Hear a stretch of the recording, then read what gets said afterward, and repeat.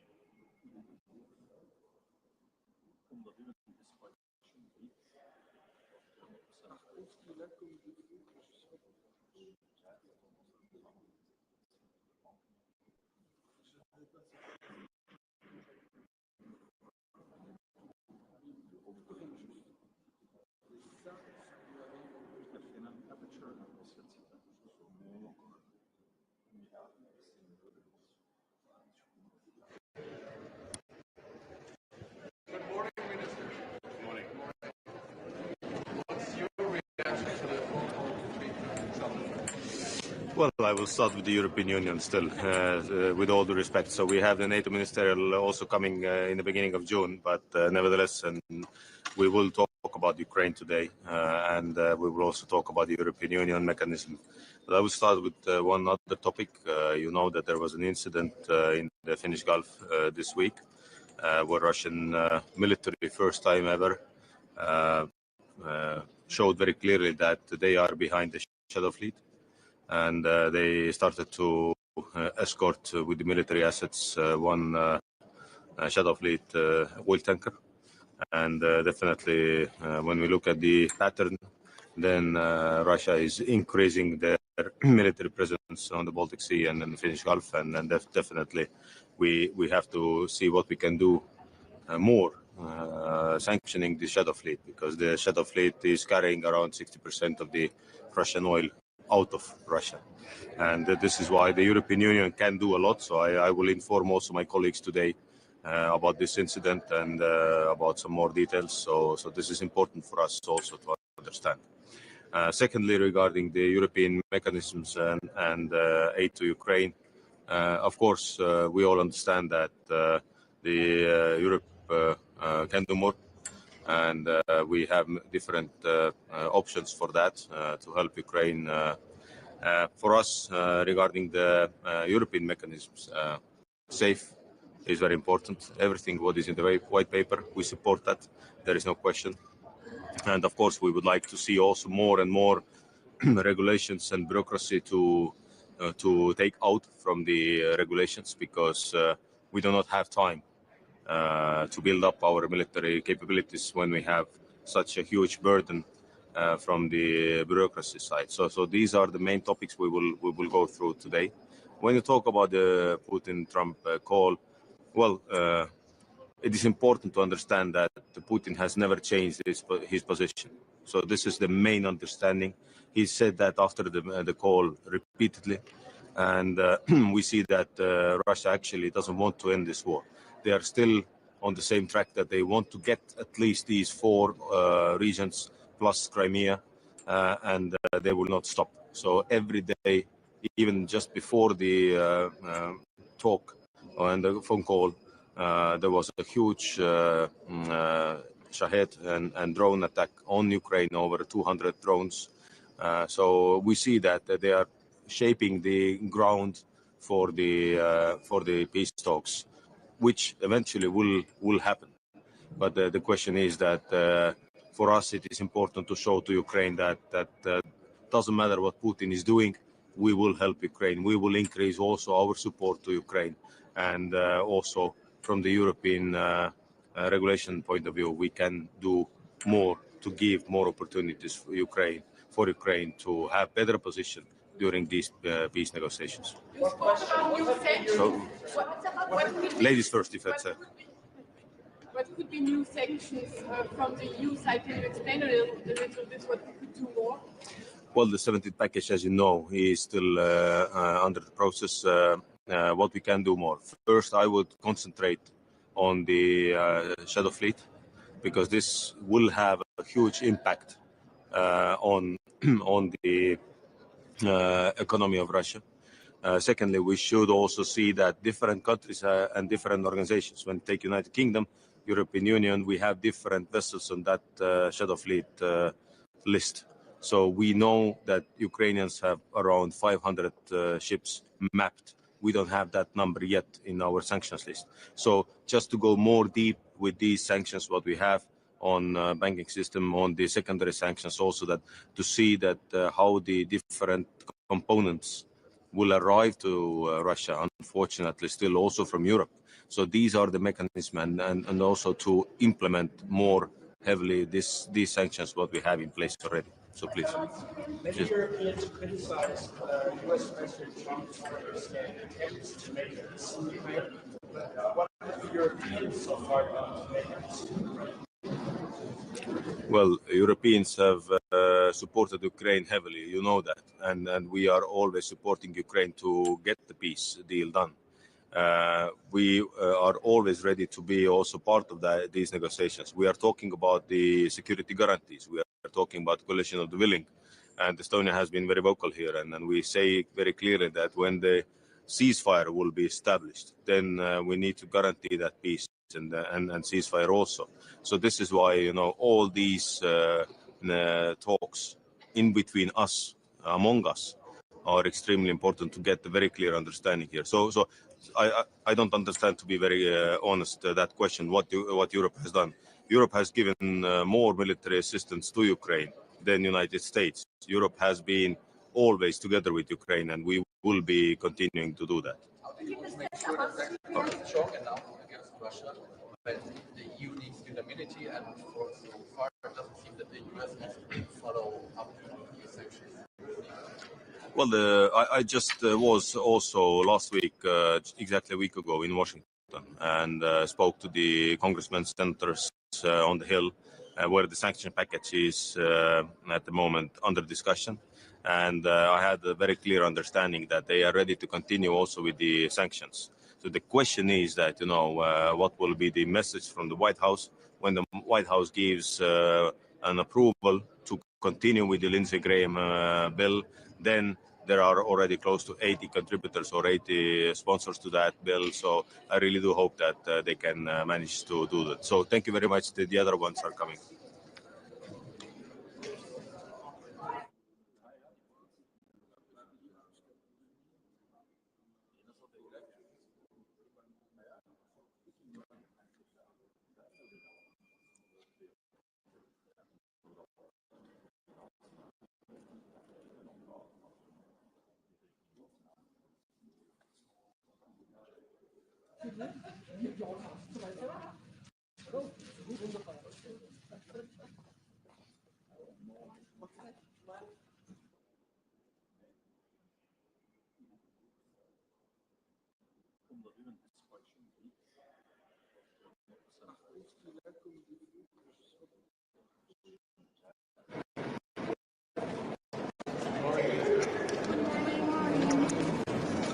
Good morning, everybody.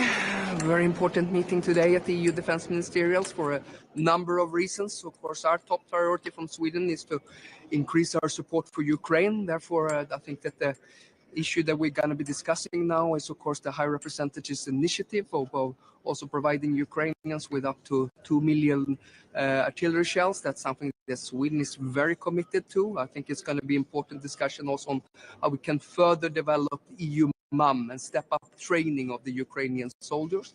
In addition, I also expect us to be discussing about the EU defense readiness, of course. Here is also an area where Sweden stands ready to lead. We could provide leadership when it comes to ground combat systems, when it comes to air defense systems, and also strategic enablers. Last point I just want to point out, but I think is also going to be very important, is omnibus defense. This is something we've been working quite diligently on nationally as well, also on making sure that we can step up now the rearmament in view of the fact that we have a very serious security environment in Europe right now, and anything we can do to cut red tape and increase efficiency when we rearm, I think is most welcome. And for example, when it comes to the procurement directive or when it comes to certain permissions. So that'd be my few initial remarks. If you have any questions, I'm glad. What's your stand on the talks yesterday between Trump and Putin? Yeah.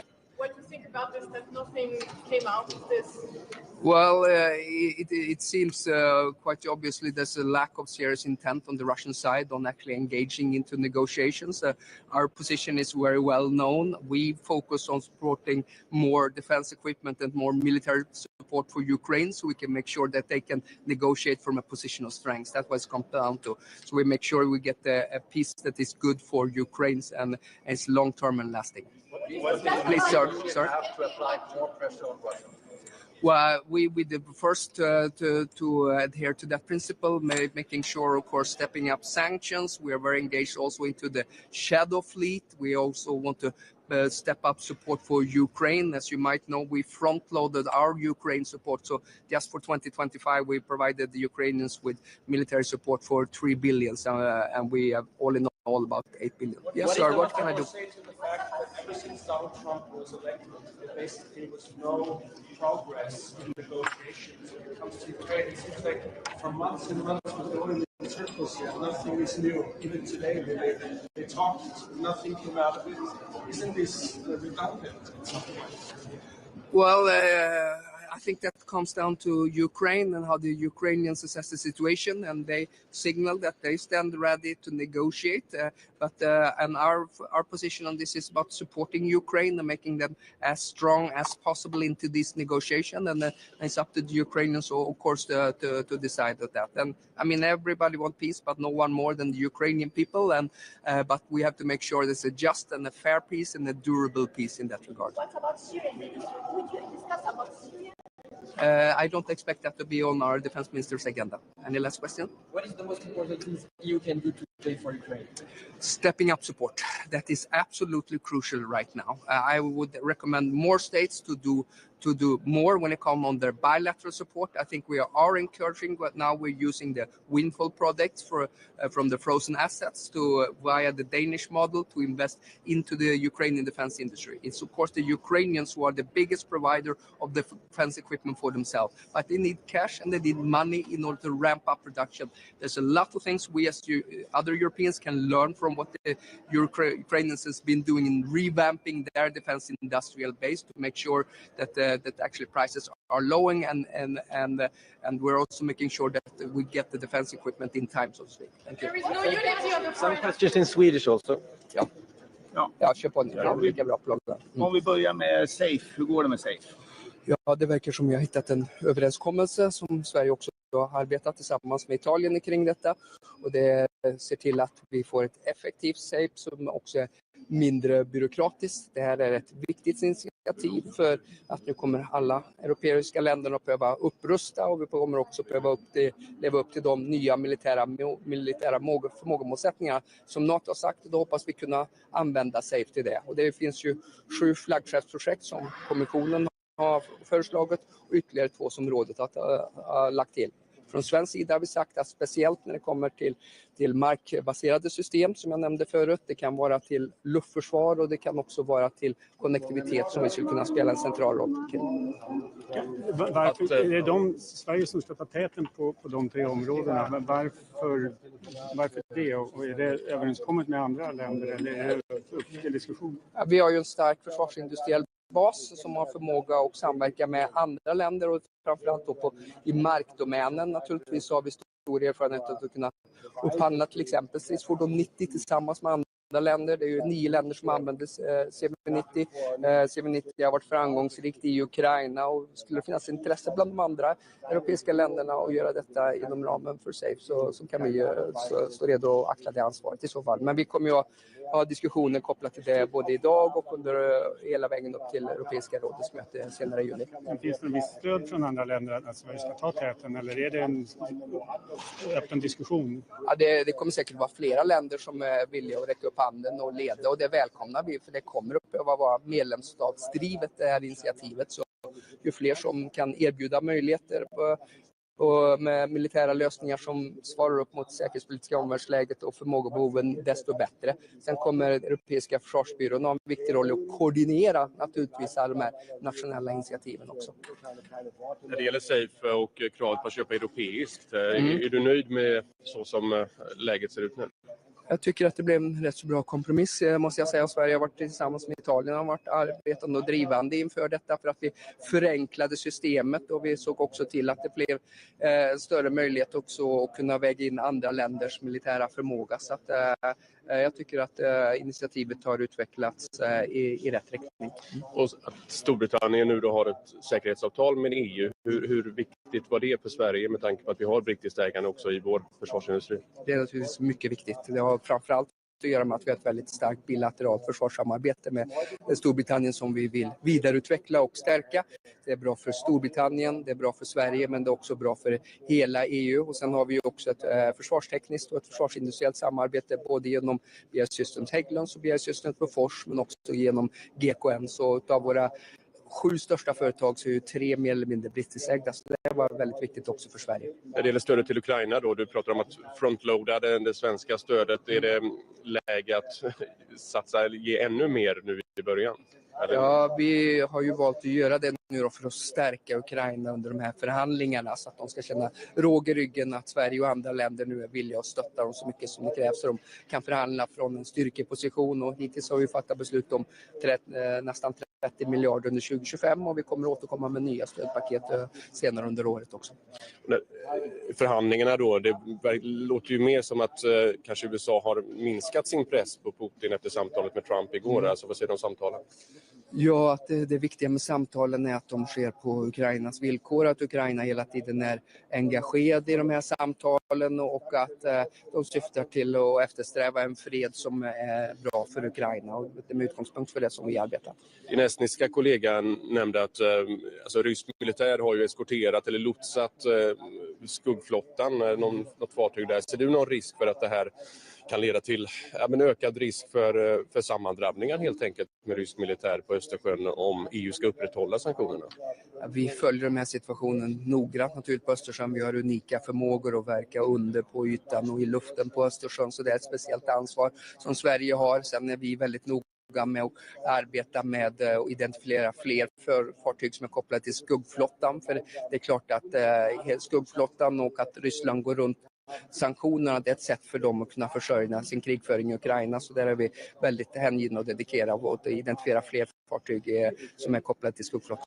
Men om rysk militär eskorterar de här båtarna, finns det inte då en större risk för sammandrabbning? Jag vill inte spekulera i saker som inte riktigt har hänt utan vi följer situationen noggrant. Vi pratar naturligtvis med de andra länderna i regionen och vi agerar alltid i enlighet naturligtvis med havsrätten. Bra. Tack så mycket.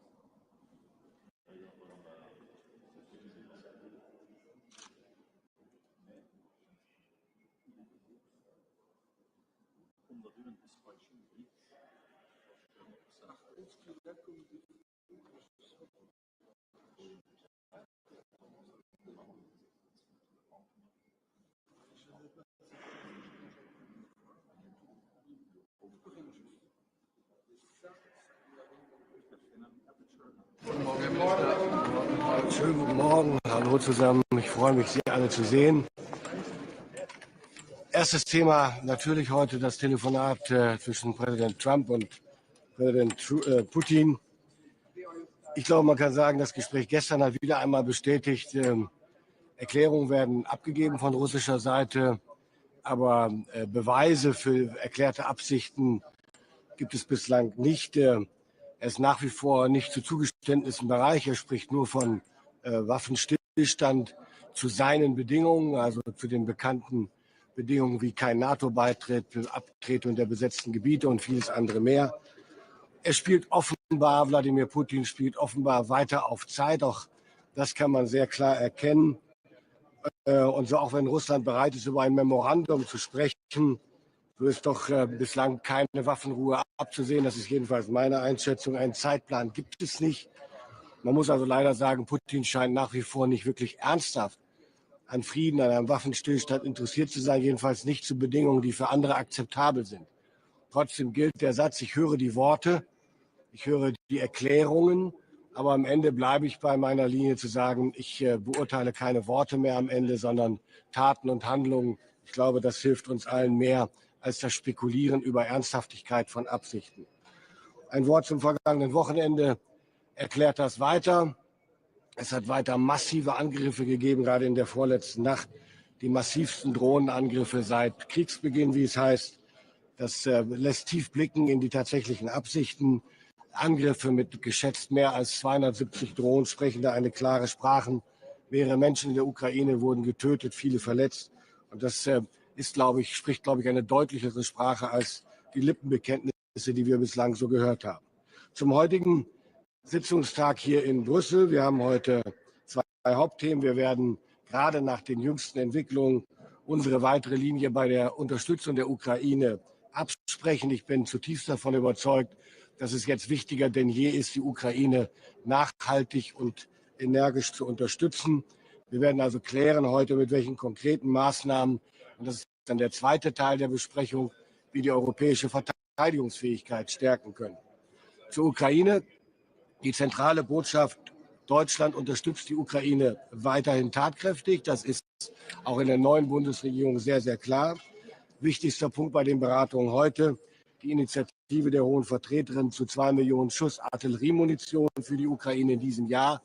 Und ich kann sagen, Deutschland wird sich daran maßgeblich mit einem gewichtigen Anteil beteiligen. Zentral ist für mich, wenn es um das Thema Verteidigungsfähigkeit Europas geht, wir müssen und wir werden sehr, sehr schnell unsere Fähigkeitslücken unserer Streitkräfte schließen. Und zwar nicht jede Nation für sich und im Alleingang, sondern kollektiv. Erst dann können wir Ausbildung, Wartung, Munitionsvorbereitung und Logistik auch wirklich gemeinsam organisieren. Und wir alle wissen, wenn man sein Geld zusammenlegt und die Entscheidungen zusammen trifft, dann erreicht man mit der gleichen Summe Geld mehr, als wenn jeder für sich alleine arbeitet. Also die alte Regel, mehr Bang for the Buck. Zum Lead-Nation-Ansatz, und der ist wichtig. Die Einzelländer werden jetzt im Rahmen dieser Überlegungen Lead-Nation-Verantwortung für einzelne Fähigkeitsbereiche übernehmen. Ein Beispiel, Deutschland geht seit 2022 bereits mit der European Sky Shield Initiative im Bereich Luftverteidigung voran. Und wir nutzen dafür gemeinsam unsere Planungs- und Beschaffungsorganisationen und haben industrielle Kapazitäten. Und davon, und das ist, glaube ich, der richtige Ansatz, auch in anderen Bereichen sollen alle anderen Partner profitieren können. Wir haben sogenannte Rahmenverträge für Luftverteidigungssysteme geschlossen. Und das heißt, wir bieten anderen Ländern ebenfalls an, in diese Rahmenverträge zu den Konditionen einzusteigen, die wir bereits verhandelt haben mit der Industrie. Also ein echter Zeitgewinn und ein Effizienz- und Synergiegewinn. Andere Länder müssen also nicht selber Verträge verhandeln. Wir wollen deshalb in diesem Bereich auf unsere Initiative ESSI aufsetzen. Unser Vorschlag: Länder sollen in den Bereichen, in denen sie besondere Kompetenzen haben, Verantwortung übernehmen, also ins Lead gehen. Deutschland ist bereit, das nicht nur zu tun bei Luftverteidigung, sondern auch bei Landsystemen und bei maritimen Systemen. Wir bieten außerdem unseren Partnern Rahmenverträge für Leopard 2 A8 Panzer und für U-Boote der Klasse 212 CD an. Auch das ein echter Effizienzgewinn. Eine schöne Entwicklung in der European Defence Agency ist, das ist ja, wie Sie wissen, eine dezentrale Institution für die gemeinsame Fähigkeitsplanung in der Europäischen Union. Hier laufen die Fäden zusammen und hier freut mich besonders, dass heute erstmals der neue Chief Executive der IDA an der Sitzung teilnehmen wird, der deutsche General André Denk. Auch er wird sich dafür einsetzen, dass wir Europäer gemeinsam schneller und effizienter beschaffen. Herr Minister, wie soll das passieren? Wie kann es schaffen, wirklich Druck auf Russland auszuüben, wenn die USA sich jetzt bei der Militärunterstützung nutzen sollen? Was kann wirklich mehr im militärischen Bereich? Also ganz konkret, wir können die Zahl und die Qualität der Joint Ventures mit der ukrainischen Rüstungsindustrie ausbauen und tun das bereits. Wir können gleichzeitig Geld geben, um die Kapazitäten, die freien Produktionskapazitäten in der ukrainischen Rüstungsindustrie durch ukrainische Aufträge besser auszulasten. Wir können gleichzeitig selber nach Kräften weiter liefern und wir können gleichzeitig weiter natürlich an diplomatischen Bemühungen teilhaben. Aber was die Europäische Union eben nach meiner Überzeugung auch tun kann und muss, ist die Sanktionsschraube weiter anzuziehen, sodass wirklich deutlich wird, wir werden nicht bereit sein, hier ohne Konsequenzen das Tun Russlands weiter dulden. Chancellor Merz has said he supports the call for 5% of GDP for defense spending. How would you get there? Well, the first point is it's not about achieving 5% in between 1 year. The plan is to achieve that in between 5 to 7 years by increasing the defense budget by 0.2% per annum. So this is a totally different approach. First point. The second point is I rather prefer to talk about refilling the requirements of NATO in terms of capabilities and capacities. This is much more important and expensive enough. And if we do that in between the time we get for it, then it's in any aspect better and more worth the work than just talking and discussing about 3.5, 4 or 5%. I'm sure we won't be able to do all that with 3%, but it's a way we have to go, and the most important thing is to begin this way and to start really refilling the NATO requirements. Herr Minister, eine Frage noch. Die Verhandlungen über die Ukraine drehen sich ja mehr oder weniger seit Monaten im Kreis. Wie kommt man aus dieser Endlosschleife raus und wie schafft man es wirklich für den Waffenstillstand zusammenzubringen und was macht man für Ich muss ehrlich sagen, ich verstehe die Frage nicht. Also ich verstehe sie natürlich, aber wir sind ja nicht diejenigen, die diesen Krieg führen. Der Krieg könnte morgen mit einem einfachen Befehl von Wladimir Putin beendet werden. Selbst jetzt noch könnte er diesen Krieg beenden oder zumindest unterbrechen für Waffenstillstandsverhandlungen. Nichts davon ist wirklich ernsthaft erkennbar. Deswegen bleibe ich dabei. Wir müssen die Ukraine weiter unterstützen, damit sie aus einer Position der Stärke heraus agieren, aber auch am Ende über einen Waffenstillstand verhandeln kann. Alles andere liegt bei Wladimir Putin. Ich bin sehr dafür, dass wir, egal wie erfolglos die einzelnen Schritte wirken müssen, immer wieder neue Antritte machen für Initiativen zur Erreichung eines Waffenstillstandes und am Ende eines Friedens, auch um deutlich zu machen gegenüber der Weltöffentlichkeit und der globalen Süden, wo hier die Verantwortlichkeiten tatsächlich am Ende liegen. Herr Minister, Sie sprachen weitere Sanktionen an.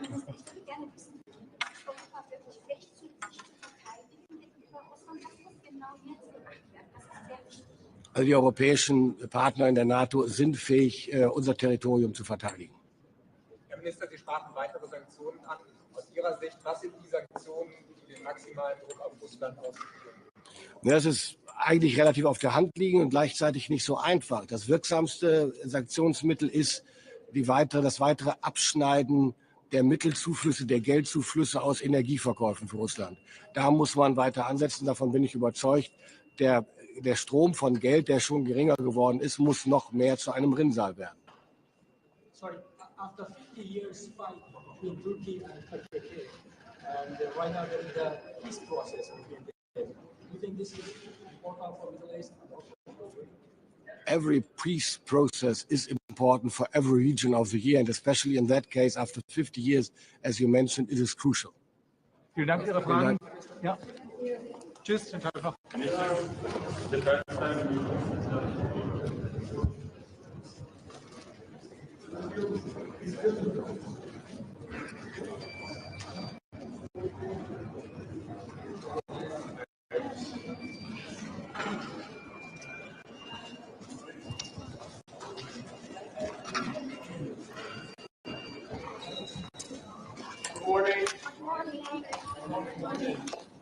Good morning, everybody. So we are going to have a very intense day. First, we have the Foreign Affairs Council for Defense, where we're going to discuss the implementation of the white paper.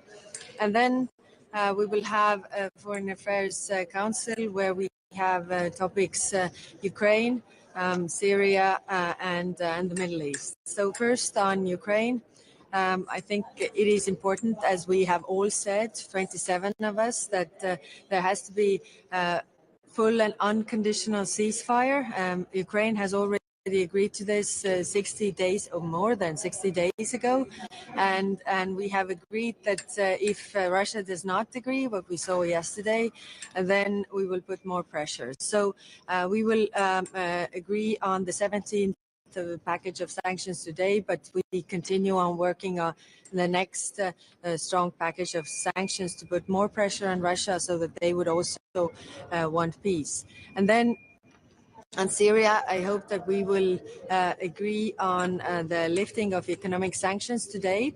And then, of course, it's going to be a very, very hard discussion on Gaza and what is happening there. So the Dutch minister has put forward a proposal to do the review of Article 2 of our association agreement with Israel. And we will discuss this. I can't predict the outcome of this discussion, but I think what is important, where we all have similar views, is that the humanitarian aid should reach Gaza as soon as possible. Of course, Israel's decision to let some of the aid in is a drop of the ocean. It's welcomed, but it's not enough. There are thousands of trucks behind the borders waiting. It is European money that has funded this humanitarian aid, and it has to reach the people because the situation is extremely grave. Thank you. What's your reaction to the call between President Trump and President Putin? Are you concerned that America and President Trump are too soft on Russia?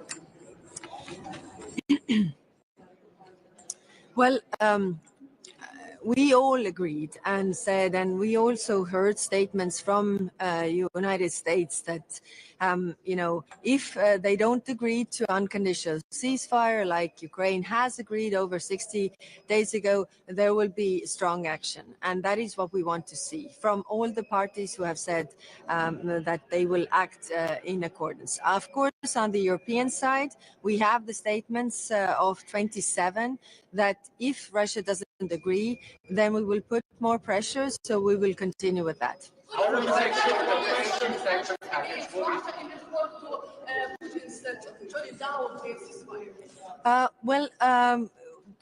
President von der Leyen has mentioned, there are sanctions regarding the oil price cap, the energy, also banking sector, the sanctions that will hurt Russia's economy. By the way, today in the Foreign Affairs Council, we also have the intelligence report about how well Russia's economy is doing. And what we hear is that they are coming to the point where actually they have to rely on the supply chain. So the effect of the sanctions will be even bigger in the coming months.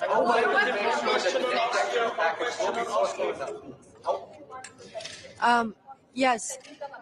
We have been working regarding the lifting of sanctions for Syria already since at the beginning of this year. trying to help the Syrian people, because when the Assad regime fell, it is clear that we want there to be jobs and livelihood for the people, so that it would be more stable country. And that's why, in order to have that, we need to lift the sanctions. Of course, we have had some very intense discussions. There are worries about, whether the government is going to the right direction, but I think we don't have a choice. We actually, either give them possibility to, stabilize the country, or we don't do that, and we have something that we have in Afghanistan. How do you make sure that the sanctions against Russia will be forceful enough? You're talking about price cap, about financial sector, when you still need unanimity. Yes, this is true. We need everybody on board, and we know that America is also working with the sanctions for Russia if they don't agree. And we have seen clearly from the call yesterday that they don't agree. And of course, we are democracies. It takes time, and it is difficult and becoming more difficult. But I don't think we have a choice. We need to put more pressure. Yeah. Sorry, the Austrian foreign minister yesterday sent you a letter starting an initiative to get a ceasefire going in Ukraine. 14 other EU countries have supported this letter. What do you say to the letter of the Austrian foreign minister? Like I said, when we had the discussion, it takes two to want peace. It only takes one to want war. And Russia clearly wants war, whereas Ukraine wants peace. So in order to make Russia want peace, also we need to put more pressure on Russia. After 50 years fight between Turkey and right now the new process, peace process. Do you think this is important for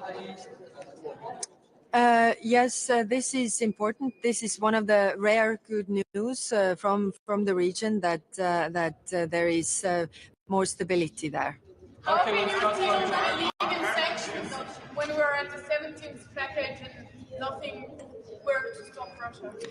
Well, they haven't really proceeded with their goals either. I mean, this war has been going on for 3 years, and they haven't achieved what they want to achieve. I mean, their losses on their side are quite grave.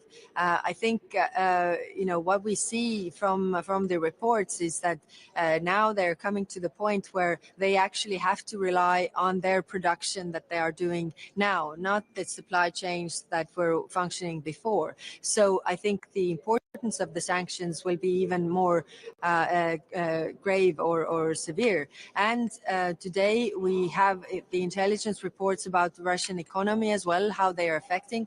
Russians want us to think that, sanctions are not working. They're hurting you more than they're hurting us. This is not true. We see this from the intelligence reports. Of course, they are very good in propaganda. They always have been. So we have to keep this in mind. But we see that actually they are not doing that well. You're calling for the United States now to impose more sanctions. Do you want the United States now to move forward with more sanctions against Russia? We heard from I think it was last week, when America said that, if Russia doesn't agree on, full and unconditional ceasefire, then there are going to be, consequences. So we want to see those consequences also from the U.S. side. We really haven't seen, the pressure on Russia from these talks. How hard is this work? What's your view on Argentina? Do you think that it needs to be a majority of member states, or would a significant number be enough to feel that Well, my view doesn't really matter here, because I need to hear from the member states what are their views. I know from some of their views, but I don't know everybody. So we will have a very open discussion. My view right now is that we need to do everything that the humanitarian aid would reach the people in Gaza. This is our first priority right now. Then, all the other things come after that. Thank you. Does the American administration decision, Mr. Trump decision, personal decision, to lift the sanctions over Syrian new regime could be put into the discussion today in reviewing the map about sanctions? Is there any kind of You have been following this very closely since January, and you know all that we have been talking about lifting the sanctions, and not only talking, but actually also lifting the sanctions already from January. We have been doing this before than anybody else, and you know from the last Foreign Affairs Council that we had the discussion and we were preparing for the lifting of sanctions. So it is positive to see that other players like US is also considering lifting of the sanctions, but we have been doing this work for quite some time already. Thank you, and see you at the press conference. In Washington and spoke to the congressmen, senators on the Hill where the sanction package is. Jack, how are you? Good morning, Tony. How are you? Just before we ask any questions, just to restate that today is a really important opportunity for the European Union to be quite strong in two areas. One, in relation to our unwavering commitment to the people of Ukraine and support of Ukraine, despite any parallel discussions that might or not be happening. But secondly, it's really important from the Irish government to absolutely underline the obligations to European Union member states, to the people of Gaza, to make sure that we see a proper humanitarian corridor opened up, and that, yes, we do look at Article 2 and look at the human rights obligations of Israel towards the people of Gaza and indeed the West Bank. Minister, do you feel there is now a bit more momentum around the Article 2? At least 10 states have said they're in favour of review, maybe possibly more. What's your sense from talking the Irish delegations, talking to other delegations? Well, I think it's quite clear, Jack, that momentum is growing. If we look at over a year ago when the Irish and Spanish Taoiseach and Prime Minister put down a request to open up Article 2, that was just 2 countries, and now we've up to 10 countries. And the point we'll be making quite clearly to the High Representative that you don't need a majority, you don't need a unanimous decision to look at this. And it is now the time to make sure that not only can we hold Israel to account, but actually that we show that the European Union believes in the rule of law and it believes in the protection of our values.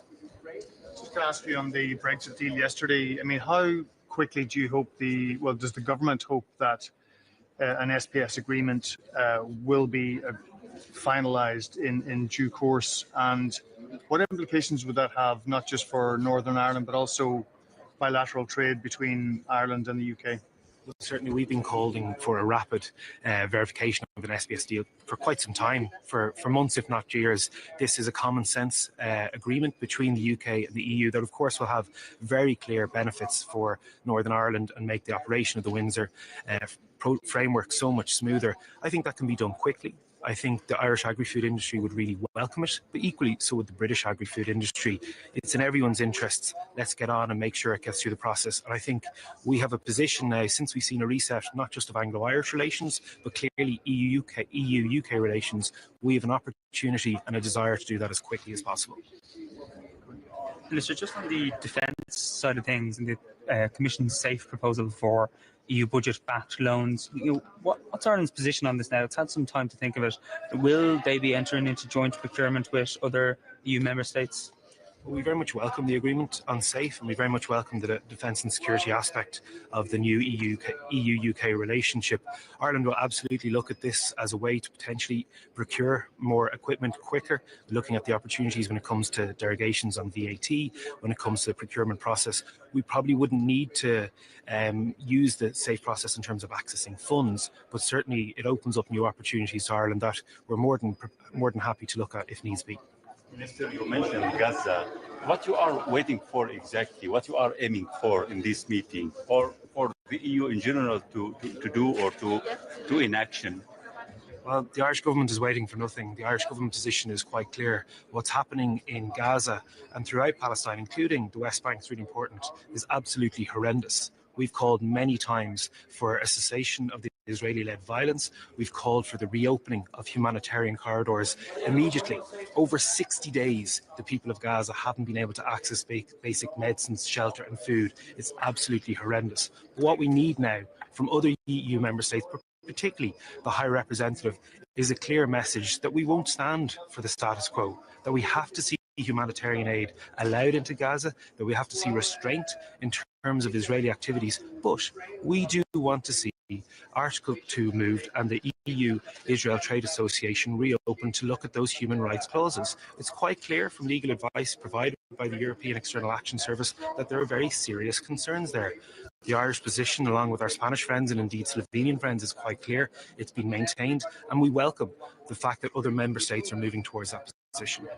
About this last point, how do you see that more countries now they are siding next to you and Spain in your initiative to review and to help to review the agreement with Israel and to help the government accountable? How you see this movement shift in the EU policy national countries? Well, I can only imagine it's because other member states have eyes and ears and they can see the absolute horrors that are unfolding on a daily basis live on our television screens in Gaza. Children are dying, children are starving, families are being murdered every day. This is not acceptable, and it's clearly now time for the EU to look at that EU-Israel Trade Association and the very clear breaches of the human rights under Article 2, and we absolutely support the Dutch initiative in terms of the letter to the High Representative. Thank you all very much. Have a great day. Super.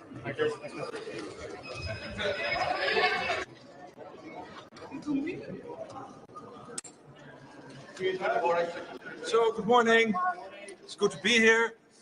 A lot on our plate today. Of course, I'm a guest here with the defense ministers, but it's good to be here because we have to discuss, of course, the current threats facing NATO and therefore also EU territory and the wider NATO territory. That's, of course, the ongoing threat of Russia, the build-up in China, the military build-up, but also terrorism. So that means we will no doubt discuss today ramping up defense spending, ramping up defense production, but also what we collectively need to do to make sure that Ukraine has what it needs to bring this war to a lasting and durable end, be it a ceasefire, a long-term ceasefire or a peace deal. But it means the ongoing support for Ukraine will no doubt also be on the agenda today. The Russians say ceasefire was not in their So, again, please. Let me first of all say that I'm really glad that President Trump takes this leadership role. He basically broke the deadlock from day one when he entered into office in January. And I really want to commend him for that. And I do not want to give running commentary on every development every day. But clearly, the American administration is very much involved, closely coordinating with European colleagues, and of course, Ukraine, and I think that is very positive. It seems that for months, the negotiations with Ukraine have been going in circles. Do you see any real progress towards peace, or do we just have to get ready for more war? Well, clearly, till January, there were no discussions with the Russians. I think the positive thing is that President Trump has started also to open lines of communication with the Russian president. And of course, you hope for results as soon as possible, but that is not always possible in real life because this is a complex conflict. So again, I think what the Americans are doing is very important. It's crucial that they consult with the Europeans, with Ukraine, and we have to take this step by step. Let's see what happens this week and next week. After 50 years fight between Turkey and PKK, right now there is the peace process. Do you think it's important for the Middle East? That is an important development. Of course, the PKK announcing its disbandment, I think, is an important announcement. I visited President Erdogan last week. We both agreed that this is an opportunity. And of course, we closely follow the now starting talks between all the various factions involved. Secretary, I think it's time to increase the pressure on Russia. You've dealt with President Putin over the years. You know what he's like. You just had the German defense minister say he's playing for time. Is it time to step up the pressure? Again, let's be thankful for the fact that the Americans are now taking this position, this leadership role. And I don't think it helps if I from NATO are giving this running commentary on every step in the process. But I think it's a good sign that that phone call took place last night. It is good and positive that the American president immediately followed up with a phone call with the Ukrainian president and European leaders, including the president of the European Commission. And let's take it from there. Thank you so much. See you later. Thank you.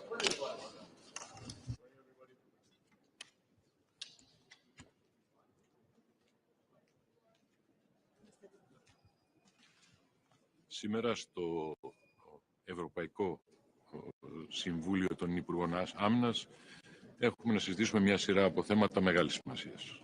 Όπως πάντα υφίσταται καταρχήν το θέμα της Ουκρανίας. Αλλά εγώ θα ήθελα να σταθώ πολύ περισσότερο στην προσπάθεια που γίνεται με τον κανονισμό SAFE και το Rearm Europe. Δηλαδή την προσπάθεια να επανεξοπλιστεί η Ευρώπη ώστε να έχει τη δυνατότητα να υπερασπίσει τον εαυτό της. Να υπερασπίσει ένα χώρο δημοκρατίας, ανθρωπίνων δικαιωμάτων, προστασίας του ανθρώπου. Σε αυτό το πλαίσιο πρέπει να είμαστε εξαιρετικά προσεκτικοί. Και η Ελλάδα έχει επανειλημμένως τονίσει ότι είναι απαραίτητο σε αυτό το εγχείρημα να συμμετέχουν χώρες οι οποίες σέβονται και ασπάζονται το αξιακό πλαίσιο της Ευρωπαϊκής Ένωσης. Δεν νοείται να μετέχουν αδιάκριτα στο ευρωπαϊκό εγχείρημα χώρες που απειλούν άλλες χώρες και μάλιστα μέλη της Ευρωπαϊκής Ένωσης, που δεν αναγνωρίζουν άλλες χώρες και μάλιστα μέλη της Ευρωπαϊκής Ένωσης, που δεν ασπάζονται τους ίδιους κανόνες δημοκρατίας και ανθρωπίνων δικαιωμάτων. Δεν μπορούμε να υπερασπίσουμε την Ευρώπη εάν ο εχθρός βρίσκεται εντός των τυχών.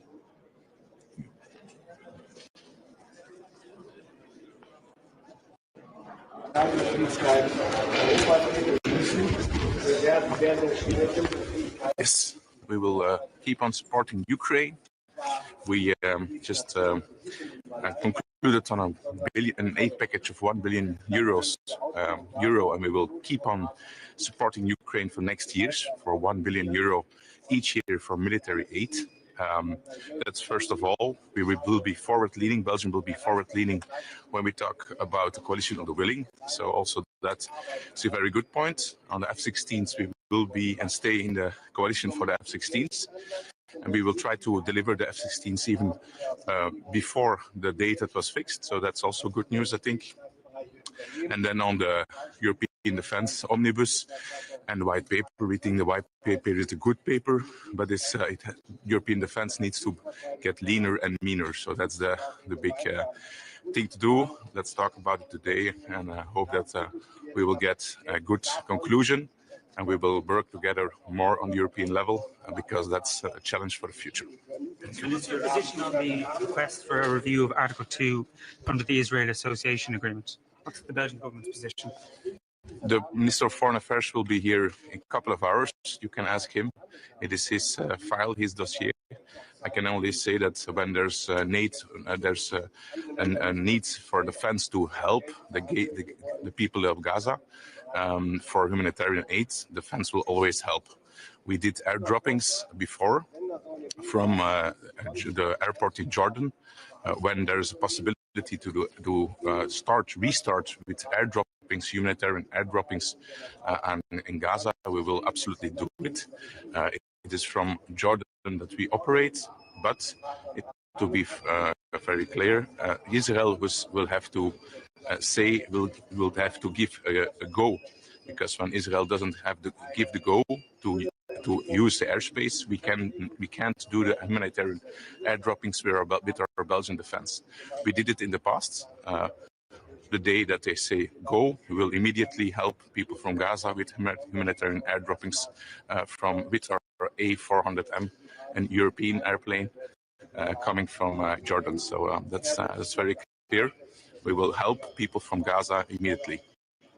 On the political position for Foreign Affairs, it is the Minister of Foreign Affairs will be in a couple of hours. You can ask him. Minister, about the security guarantees for Ukraine, what's the state of play? What's the size and the limits for these guarantees? So at level of the chiefs of defense, there is a tasking group, a coalition of the willing, and they're working with in the lead of the British and the French. They're working a plan, and they're working very closely together. We're pretty much there, so I think that it's evolving in the right direction. The moment there's a ceasefire, we can immediately operate with the coalition of the willing on Ukrainian soil. So I think it's very important that we keep on supporting Ukraine and that Ukraine knows that they can count on Europe. Because the Russian acting on the Ukrainian soil, it's very sensitive issue. The Russians said we will not accept any kind of intervention or boots on the ground from the Europeans in Ukraine. How you can respond to that? For me, what is very sensitive is the Russians acting on Ukrainian soil. They need to go out of Ukrainian soil. So that's my point. Hallo. Belangrijke bijeenkomst, denk ik, opnieuw van de Europese ministers van Defensie. Wat is uw boodschap op de tafel vandaag? Ten eerste ja, dat we Oekraïne blijven steunen. 1 miljard goedgekeurd, een steunpakket. Dus dat is denk ik positief. Veel komt daar terug naar onze industrie, onze eigen economie. En dat ook belangrijk is dat we blijven zeggen, kijk, ook heel wat van dat geld komt terug naar Belgische jobs voor Belgische defensiebedrijven. We hebben een prachtige defensieindustrie, dus we gaan die ook wel steunen als het dan over zo'n grote bedragen gaat. Die 1 miljard is gegarandeerd voor de komende jaren, dus elk jaar zullen we dat doen, militaire steun. Ten tweede, defensie-industriële samenwerking. En we waren daar met 10 bedrijfsleiders als premier, meneer Prévost en ik in Oekraïne waren. Dat gaan we verder zetten. Er blijven contacten heel intens zijn de komende weken zijn er nog contacten, dus dat is positief. En dan in verband met Europese omnibus en de whitepaper van commissaris Kubilius. Ik ben positief over die whitepaper. Ik ben kritisch voor de Europese Unie, maar ik vind dat dit goed gedaan is. Dat is goed werk. Er is wel nog werk aan. Defensie moet veel leaner en meaner worden op Europees vlak. We moeten samenwerken, maar we moeten dat niet alleen zeggen, we moeten dat ook doen. Ja, zie je dat snel genoeg gebeuren? Dat is de grote vraag. Dus ik was in Polen voor een akkoord over PIORUN. Ik probeer heel veel bilaterale contacten te leggen. Op Europees vlak is het echt niet gemakkelijk. Er is ook weinig Europese administratie, weinig eigenlijk echt Europese fonds die ook met defensie bezig is. Dus die expertise moet nu op enkele maanden opgebouwd worden. Ja, dan kan je natuurlijk moeilijk verwachten van een organisatie zoals de Europese Unie dat die op 1, 2, 3 kan schakelen.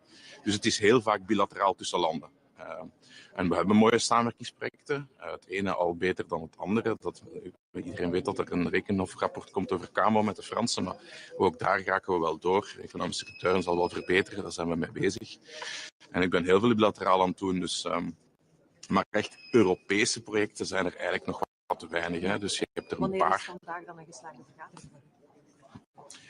Maar ik denk dat we vooral moeten zien dat we die omnibus erdoor krijgen, dat het duidelijk is dat we een aantal dingen kunnen versnellen. Dat ze bepaalde procurements, aankoopprocedures, bepaalde regels die er bestaan op vlak van leefmilieu, op vlak van klimaat, die eigenlijk voor defensie echt blokkeren. Dat op zijn minst tijdelijk on hold kan gezet worden met de bedoeling om ons te verdedigen, met de bedoeling om die veiligheid te verhogen. Dus dat denk ik dat goed is. Ten tweede hoop ik toch dat er echt ook wat meer daden zijn en wat minder woorden. Hè, want we hebben heel veel woorden over Europese defensiesamenwerking. Maar je ziet ook dat nog veel van die landen, zeker de grote landen, toch echt wel draaien voor hun eigen industrie, voor hun eigen veiligheidsbelangen. En dat ook zien als een strategisch iets. En ik begrijp dat. Dat is altijd zo geweest. Parijs denkt aan Parijs, Berlijn aan Berlijn. Maar ik denk wel dat je moet proberen om dat een stuk te overstijgen. Of dat gaat lukken, dat weet ik niet. Dat is de grote uitdaging. Maar het is wel een goede aanzet van de Europese commissaris. Nog even terug naar die kern van gisteravond, waar uw collega meneer Prévost daden wilde zien volgen op de woorden in navolging van de resolutie van het parlement. Hij komt met een krachtig mandaat straks naar de Raad. Vindt u dat ook? Maar meneer Prévost moet spreken voor meneer Prévost en ik zal spreken voor mezelf. Dus ik ben hier als... dat gedragen is door de regering. Steunt u het ook? Ik ben defensieminister, dus wat ik goed begrepen heb is dat er gevraagd is om terug humanitaire airdroppings te doen. Op het moment dat dat mogelijk is. Dat zal ik zeker doen. Mijn mensen staan klaar. Het is natuurlijk zo dat we opereren, vorige keer hebben we geopereerd vanuit Jordanië. We moeten toelating hebben van Israël om dat luchtruim te mogen gebruiken, wat dat niet zo evident zal zijn, vrees ik. En Jordanië moet mee zijn. Vorige keer was het een internationale coalitie. Maar nogmaals, onze A400M staat klaar. Wij kunnen terug humanitaire airdroppings doen om die mensen te helpen, want de humanitaire situatie is echt zeer penibel in Gaza, dus we zullen ze absoluut helpen en Defensie staat absoluut klaar om te helpen. Ook als er eventueel evacuatieoperaties moeten gebeuren, want er staat er ook in dat er evacuatieoperaties van kinderen zouden zijn die gewond zijn, verbrand. Ook daar zal Defensie zijn taak spelen, dus daar is geen enkel probleem. Ik zal als minister van Defensie met heel veel plezier meehelpen om de mensen uit Gaza te helpen. Ja, uw tweet zou de discussies niet geholpen hebben. U zei, België ligt niet wakker van Gaza. Op een moment dat de regering eigenlijk met dat eensgezind standpunt moet komen. Maar ik denk dat het belangrijk is dat we de mensen uit Gaza helpen, humanitair. Dat heb ik nooit tegengesproken. Wat met sancties tegen Israël? Moeten die er komen vandaag? Maar ik ben lid van een regering. De regering heeft gisteren beslissingen genomen en ik heb geen enkel probleem met die beslissingen.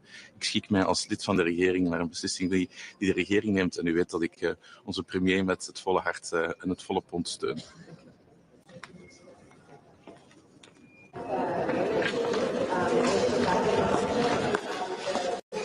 Kom. Ja.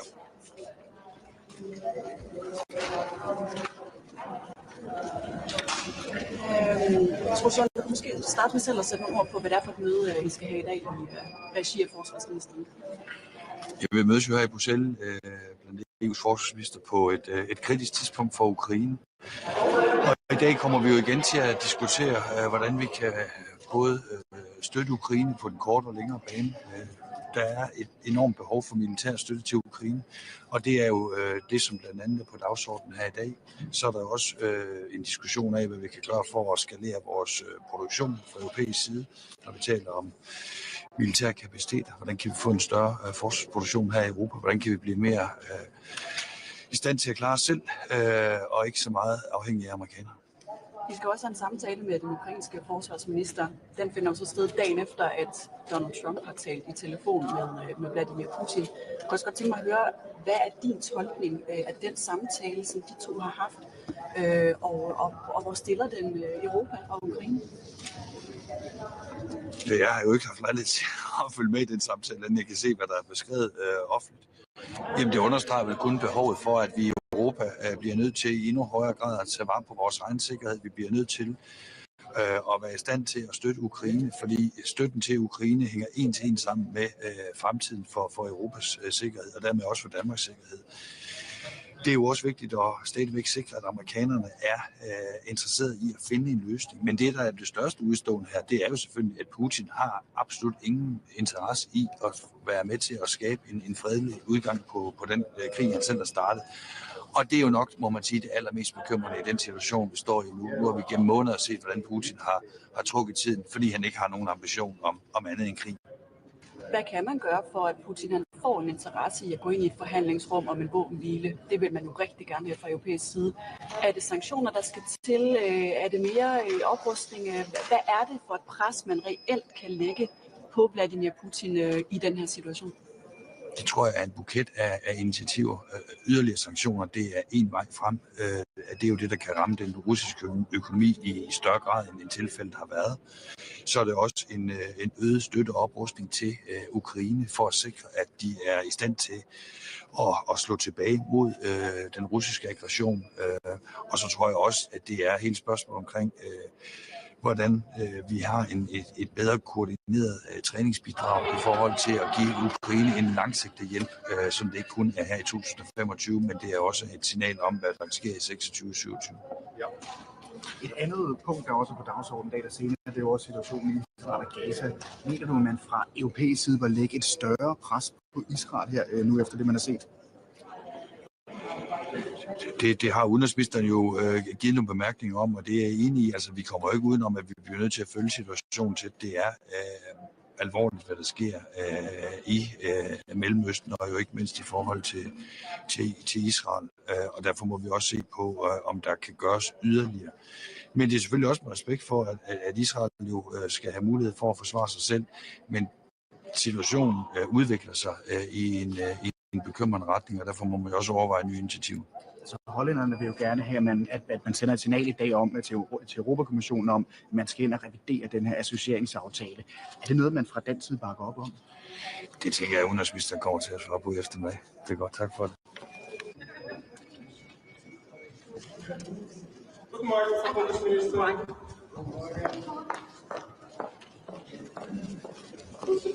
Guten Morgen, danke fürs Warten. Wir werden uns heute erstmals im formellen Rahmen damit beschäftigen, wie wir unsere Verteidigungsfähigkeiten auch stärken. Aus österreichischer Sicht ist es so, dass das genau zu unserem Aufbauplan 2032 auch passt. Es wird dann natürlich auch um die Unterstützung der Ukraine gehen, um das in Kraft setzen, sozusagen der Rapid Deployment Capacity. Frau Bundesministerin, die aktuellen Ereignisse überschatten ein wenig diesen Tag. Donald Trump und Wladimir Putin haben gestern telefoniert. Was ist denn Ihre Reaktion auf dieses Telefonat? Ich glaube, im 4. Jahr des Krieges mit diesem unermesslichen Leid ist jede Initiative gut, die gesetzt wird. Man wird am Ende des Tages sehen, wie viel es dann auch bewirkt, was da auf den Weg gebracht wird. Aber jede dieser Initiativen ist aus meiner Sicht wichtig. Die Europäer kritisieren ja gerne das Unterfangen von Donald Trump, Frieden zu schaffen. Aber was macht denn die, um Frieden zu führen? Ja, vielleicht drehe ich es ein bisschen um. Was wäre gewesen, wenn die Europäische Union nicht mit einer Stimme gesprochen hätte von Anbeginn an, dann würde es die Ukraine vielleicht gar nicht mehr geben. Aber Sie haben schon recht, es ist jede Initiative von jeder Seite jetzt notwendig, weil man übersieht dann das, worum es eigentlich wirklich geht, dass am Ende des Tages ja Frieden da sein muss und man dieses unermessliche Leid dann auch beseitigt. Diese Verhandlungen scheinen sich ja mehr oder weniger seit Monaten im Kreis zu drehen. Was ist denn Ihre Konklusion daraus als Verteidigungsminister? Ich denke, was wir sehen, generell unabhängig von dem, was sich im Zusammenhang auch mit der Ukraine tut, ist, dass es unendlich notwendig ist, dass wir unsere Verteidigungsfähigkeiten stärken, dass wir uns auch vorbereiten auf alle möglichen Risiken, die drohen könnten. Das haben wir in der Vergangenheit vielleicht nicht wirklich gemacht, uns auf sehr viele andere auch verlassen. Das gilt für Österreich, das gilt für viele andere Armeen auch. Mit diesem Plan jetzt, mit der Readiness 2030, schauen wir, wie wir auch gemeinsam Dinge auf den Weg bringen können und eben Fähigkeitslücken auch schließen können. Ich persönlich glaube, dass es auch notwendig ist, dass wir die Menschen auf diesem Weg mitnehmen. Das kostet natürlich auch alles Geld. Ist dann günstiger, wenn man es gemeinsam macht. Daher auch wichtig, dass sich die EDA hier sozusagen, wir haben ja auch unsere Projekte eingemeldet, die wir im Zuge des Aufbauplanes beschaffen wollen, dass man das sozusagen auch übereinander legt und man dann gemeinsame Beschaffungen auch auf den Weg bringt. Es geht darum, einfach resilient zu werden. Das gilt für uns, die Hausaufgaben zu machen in Österreich, gilt aber, glaube ich, für die gesamte Europäische Union, resilient zu werden. Inwiefern kann man sagen, diese Initiative ist zu begrüßen, aber man muss schauen, was passiert. Höre ich daraus, dass Sie aktuell nicht sehr optimistisch sind, dass es zu einem Waffenstillstand kommt?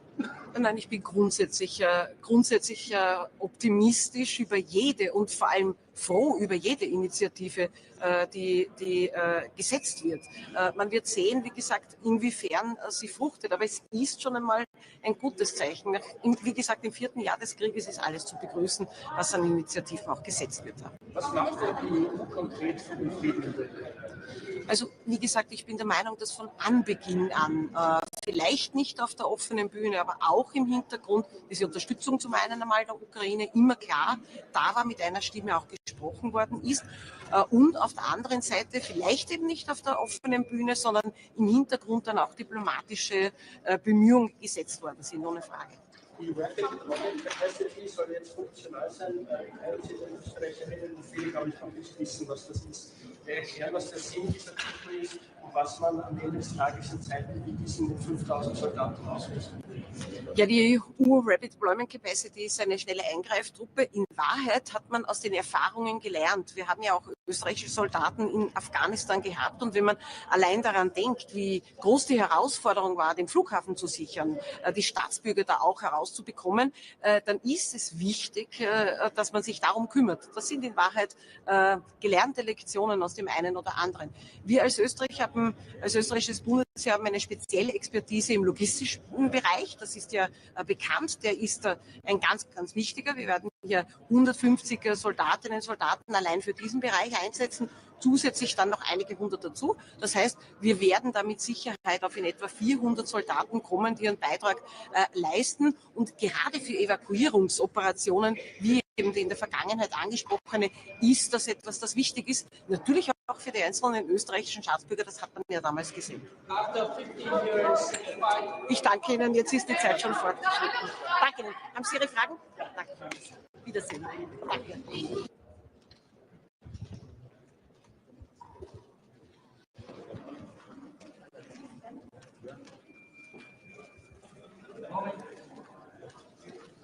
Good morning, everyone.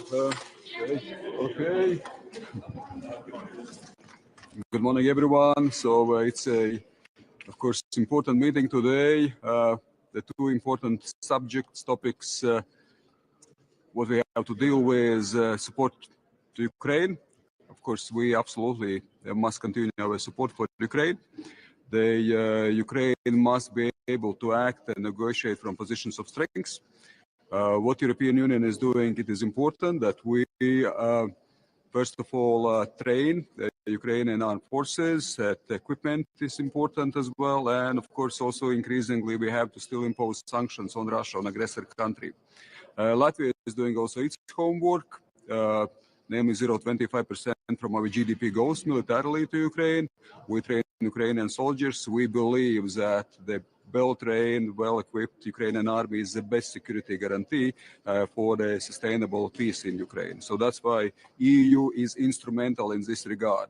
As for the wider defense matters, we, from Latvian perspective, positively value the initiatives coming from European Commission, also white paper, rearm program.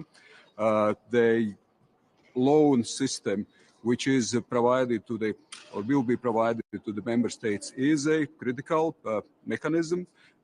Latvia also is indicated its will to have a loan to increase its defense expenditure.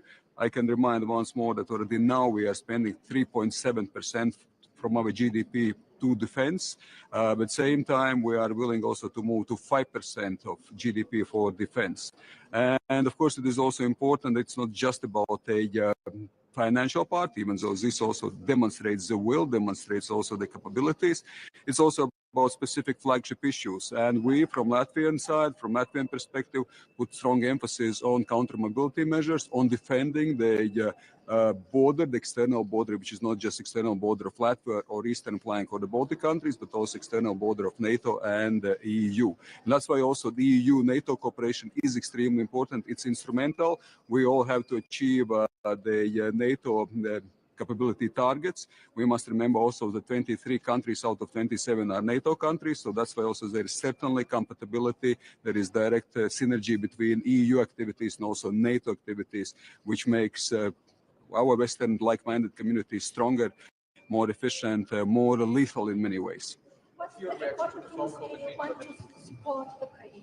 Once more? The important thing that you want to support Ukraine.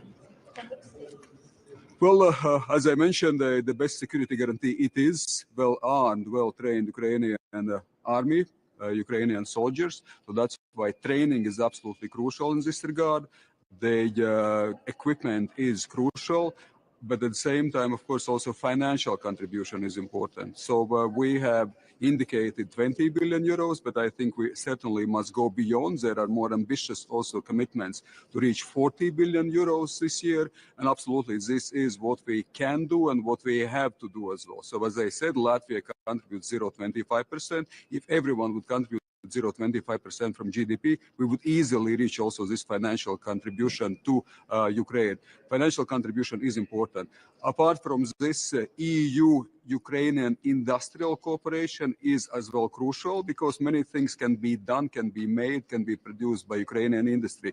Ukrainian industry is developing, and here again, financial contribution, financial commitment, financial investment into Ukraine's industry, military industry, is crucial as well for Ukraine, once more, to sustain its military effort and to win this war at the very end.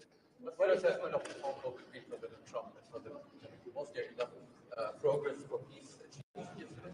Well, of course, we support peace initiatives. I guess everyone wants to have a peace, not least Ukrainian people. This is a tragic, brutal war started by Russia. By aggressor country, full-scale invasion, with complete disregard for human life, human dignity. So that's why it must be clear who is the culprit here, whom to blame, because it's clear who started the war, who started killing. But at the same time, of course, we want to have a peace, but peace must be ensured, as United States representative said clearly, peace through strengths. So that's why also the strengths must be always imposed on aggressor country, and strength must be provided to Ukraine. I hope that in these discussions, these basic principles always remain as the central ones. Of course, negotiations are always complicated, complex, and difficult and challenging. We must realize it. There are no easy ways of moving forward. So the negotiations include, let us say, different kind of activities. But I think those basic principles for Ukraine, for sustainable, just peace, absolutely must be adhered and must be ensured. Why are you still You said that negotiations are complicated, but at the end of the day, isn't it quite simple that Putin simply does not want peace and has the Europeans and Americans going in circles for months? You are absolutely right that we have to be clear what we are dealing with. We are dealing with a country which is, unfortunately and tragically for its own sake, is willing to invade other countries, which is deeply rooted with expansionist imperialist trends. And unfortunately, it is not just Putin's Russia, it's also Russia's Putin. And we've seen salami tactics. Once you start to negotiate from positions of weakness, Russia or Russian regime is willing to move sort of by piece, cutting piece by piece and moving forward in this way, strategically, territorially. So that's why absolutely, so that the clear picture must be in mind what we are dealing with. We are dealing with expansionist country, with expansionist regime, which is not willing to have a peace because they started the war in the first place. So that's why this picture always must be kept in mind very clearly. Why do you support diplomatic efforts when they are clearly failing? Well, diplomatic efforts are always important. Every war ends also with diplomatic efforts, but diplomatic efforts must be based on clear principles. We can be critical on some of the elements of it, but in principle, of course, we all want to ensure that people are not dying anymore in Ukraine. And those basic principles, how we deal with Russia, that we have to deal from positions, we have to act and negotiate from positions of strength. Absolutely, these principles are part of the diplomatic dealings. What is the most important things for the next package of sanctions? Next package of sanctions must be hit increasingly in the core of the financial resources of Russia. So, of course, we know that gas and oil, but especially oil, is absolutely one of the main resource and source also of revenue. So that's why everything which undermines Russia's ability to obtain income, revenues from oil, from generally from its raw materials, must be preceded. So I think we already done quite a lot in this regard, but the shadow fleet still must be targeted. The secondary sanctions also could be invoked. So we've seen also that here absolutely still a space for maneuver, how we can impose sanctions, how we can constrain Russia's financial ability also to wage wars. What about this year? How important is it that for the people and consumers? Well, I think that we must give a chance also for Syria to prove that it is able to develop, that it is also able to develop in democratic ways. So that's why, of course, I think it is important that Assad regime has been undermined and in many ways destroyed. But at the moment, of course, we have to support Syrian people in humanitarian ways, but also provide incentives for the Syrian government also to make next steps that there is a peace, stability in Syria, and this war-torn country, civil war-torn country with so much human loss, so much tragic human loss, that absolutely sort of Syria has been very important to the region. If other countries in many ways had more imploded, that Syria had also repercussions for the whole region. So also that's why stability in Syria means wider stability for the Middle East. So that's why Syria is absolutely instrumental. Ladies and gentlemen, thank you so much and good luck, of course. Thank you. Just one question is about Yes. you mentioned the security guarantees. What's the state of play concerning these guarantees and how EU membership for Ukraine can play in this package of guarantees? Absolutely. Strategically, we must support Ukraine towards its road to NATO and EU. Of course, there is no unanimous approach, consensus in NATO, but it's nothing new because we remember there is a formula when allies agree and conditions allow. We see that within NATO, there are no allies agreeing and conditions don't allow at the moment. But in EU, absolutely, we see the potential that Ukraine will be a member of EU, and we must also provide all the initiatives in terms of the legal, democratic transformation within the country, so which makes also Ukraine full-fledged potential candidate to join EU as soon as possible. So that's why strategic picture must be always kept in mind as well. So apart from different mechanisms which are important to be initiated, supported right now. So of course, security is crucial at the moment, but at the same time, strategic vision always must be kept in mind as well. About the size of the security guarantees, how much the EU puts on the ground can put in Ukraine, taking in consideration that Russia totally refused this idea? The best security guarantee is well-armed, well-trained Ukrainian army. This is the best security, the strongest, the most efficient security guarantee for Ukraine and stable peace in Ukraine. So that's why, yes, the coalition of the willing initiative is important, supporting Ukraine is important, but once more, the basic principle, well-trained, well-equipped, well-supported Ukrainian army will be the best security guarantee for Ukraine and for Europe as a whole. Thank you so much. Thank you. Bye-bye.